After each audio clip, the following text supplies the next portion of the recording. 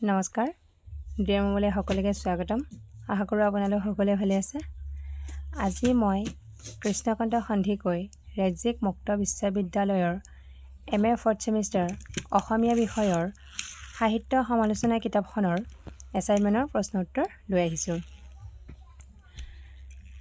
2 number প্ৰশ্নটো হৈছে পাশ্চাত্য সাহিত্য সমালোচনাৰ বিবিধ আধুনিক ধাৰা সম্পৰ্কে খৰচি মাৰি আলোচনা আগবঢ়াওক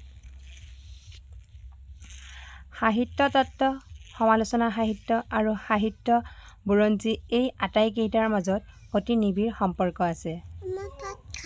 এই সমূহৰ প্ৰতিটোৱে স্বতন্ত্ৰ যদিও পৰস্পৰ চৰ্চাৰ পৰা সমালোচনালৈ আকৌ সাহিত্য সমালোচনাৰ পৰা সাহিত্য তত্ত্বলৈ আৰু সাহিত্য তত্ত্বৰ পৰা পুনৰ সমালোচনালৈ এনে ধৰণৰ তিনি প্ৰকাৰ গতিধাৰাৰে পাৰস্পৰিক সম্পৰ্কৰ যোগেদি এক সুনিৰ্দিষ্ট বলয় প্ৰক্ৰিয়া গঠিত হয়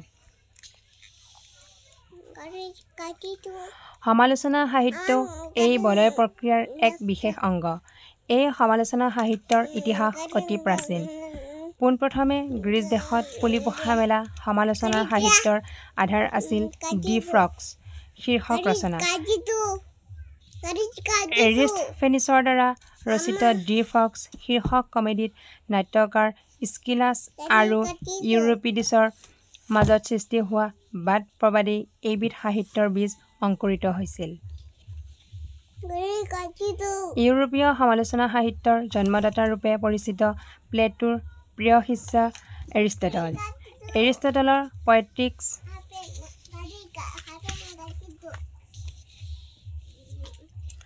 সমালোচনা সাহিত্যৰ বাবে এক মাইলৰ খুঁটিস্বৰূপ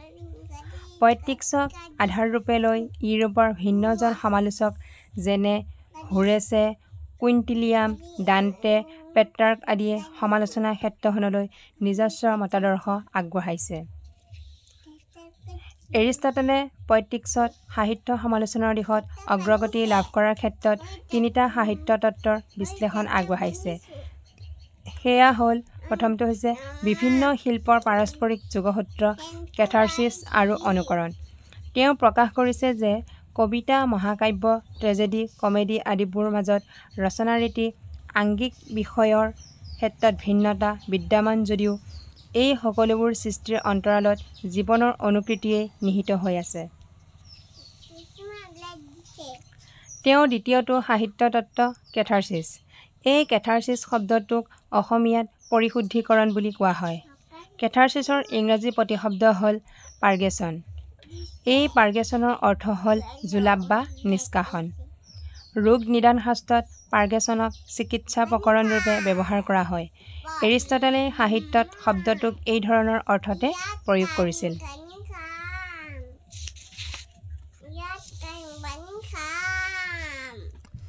এৰিষ্টটলৰ সাহিত্য তত্ত্বৰ তৃতীয় দিশ অনুকৰণ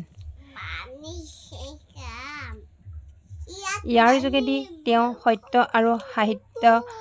যে বিজ্ঞানকাৰৰ বিশ্লেষণৰ আধাৰ নহয় সেই বিষয়ে প্ৰকাশ কৰিছে যুক্তি তৰ্ক আৰু সত্য প্ৰতিষ্ঠিত হয় তাকে উল্লেখ কৰিছে সাহিত্য বাস্তৱ জগতৰ হুবহু অনুকৰণ হোৱাৰ পৰিৱৰ্তে বাস্তৱ জগতৰ সৌন্দৰ্য তথা সম্ভাৱনাৰ অনুকৰণ হোৱাটোহে উচিত বুলি এৰিষ্টটলে অনুকৰণৰ ব্যাখ্যা আগবঢ়াইছে মুঠতে পয়েটিক্সত আগবঢ়োৱা এই ধৰণৰ সমালোচনা সাহিত্যৰ তত্ত্ব সম্পৰ্কীয় ধাৰাই পাশ্চাত্যত সমালোচনা সাহিত্যৰ ভেটি সুদৃঢ় কৰিলে আজিলৈ ইমানতে এৰিছোঁ পুনৰ লগ পাম অন্য এটা ভিডিঅ'ৰ সৈতে